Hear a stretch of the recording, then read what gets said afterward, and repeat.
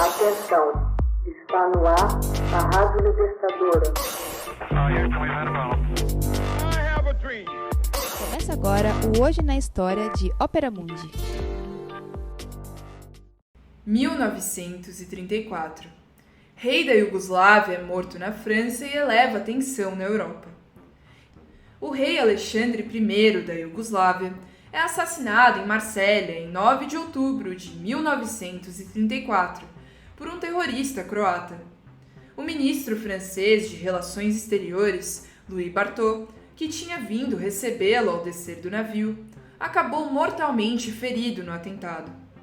Esse drama revelava a debilidade da Iugoslávia e de outros estados multinacionais criados com a decomposição da Áustria-Hungria e do Império Turco.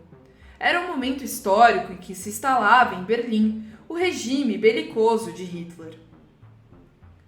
Louis Barthot, de 72 anos, chegou ao Quai d'Orsay, local onde fica e como é conhecido o Ministério Francês de Relações Exteriores, após os distúrbios de 6 de fevereiro de 1934, quando teve lugar uma manifestação antiparlamentar organizada por diversos grupos de direita e a Liga da Extrema-Direita, que logo se transformou em motim na Praça da Concórdia.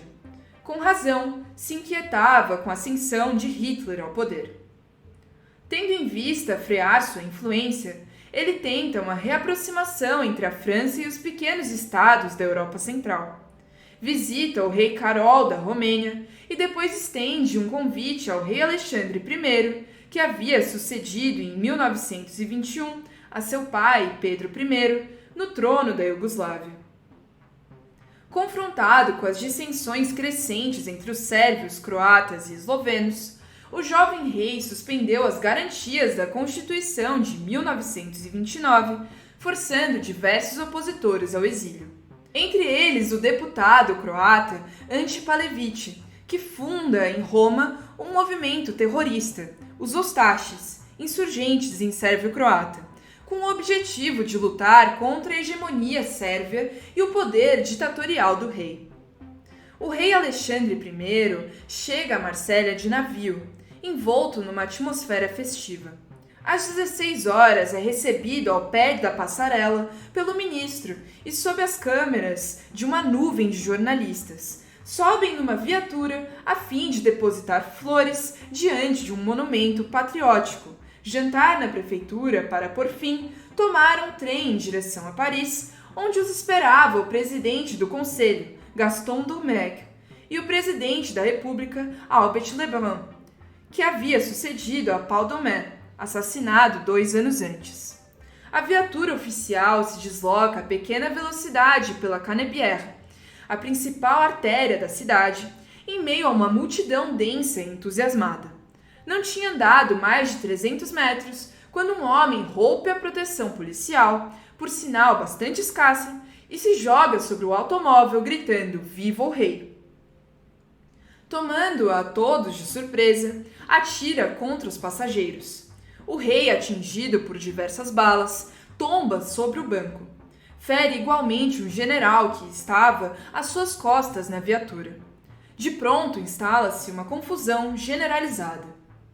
O assassino descarrega a arma em seu redor, atingindo diversas pessoas, antes dele mesmo ser atingido por múltiplas balas e o sabre de um oficial a cavalo.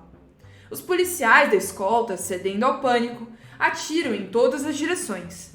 Muitas pessoas são alvejadas, dentre as quais 4 morreriam em decorrência dos ferimentos. O rei, agonizante, é transportado a toda velocidade à prefeitura, onde chega morto. Ao mesmo tempo, seu anfitrião, Louis Barthot, atingido por uma bala perdida, presumivelmente disparada por um policial e por golpes de sabre, pôde ser conduzido por um policial a uma viatura da escolta e levado ao hospital. Tarde demais. Esvaiando-se em sangue, perde consciência e morre antes que cirurgiões pudessem intervir. O assassino Petrus Kelemen, também conhecido por Vado Chernozemensky, de 37 anos, parecia ser um terrorista Ustaše. Morre nos minutos que se seguem ao atentado. Toda a tragédia se desenrolou em menos de uma hora desde o acostamento do navio nos cais dos belgas. O atentado ao rei Alexandre I e a morte de Louis Barthô assestaram um golpe gravíssimo ao sistema de segurança coletiva consecutivo ao Tratado de Versalhes.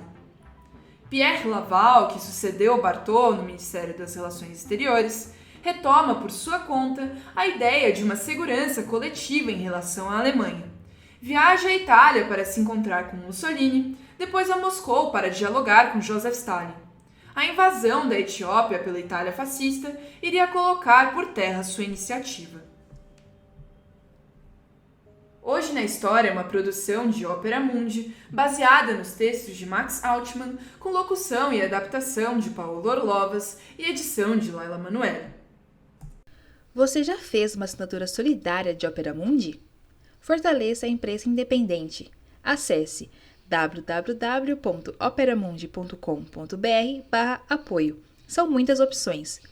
Você também pode fazer um Pix usando a chave apoie@operamundi.com.br. Obrigada!